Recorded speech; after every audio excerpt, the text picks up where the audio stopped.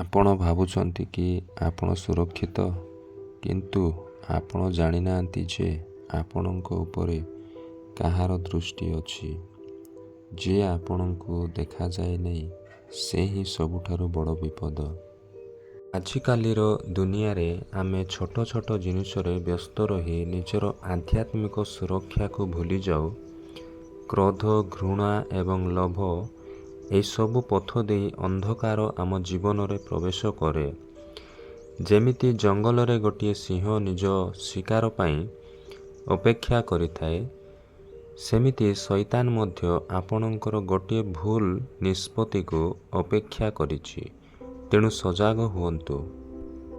ବାଇବେଲରେ ପ୍ରଥମ ପିତର 5 ଅଧ୍ୟାୟର 8 ପଦରେ ଲେଖା ଅଛି, ଆମକୁ ସ୍ପଷ୍ଟ ଭାବରେ ସତର୍କ କରାଏ, ସଚେତନ ହୁଅ ଓ ଜାଗ୍ରତ ରୁହ। ତୁମ୍ଭମାନଙ୍କର ଶତ୍ରୁ ଶୈତାନ ଗର୍ଜନକାରୀ ସିଂହ ପରି କାହାକୁ ଗ୍ରାସ କରିବ, ତାହା ଖୋଜି ବୁଲୁଅଛି। ନିଜ ବିଶ୍ୱାସରେ ଦୃଢ଼ ରୁହନ୍ତୁ। ଆଜି ହିଁ ଜାଗ୍ରତ ହୁଅନ୍ତୁ, ସାବଧାନ ରୁହନ୍ତୁ ଏବଂ ପ୍ରାର୍ଥନାରେ ରୁହନ୍ତୁ।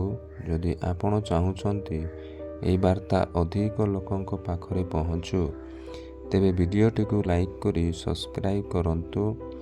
ଆପଣଙ୍କ ଗୋଟିଏ ସେୟାର କାହାର ଜୀବନ ବଦଳାଇ ପାରେ। ଆମେନ୍।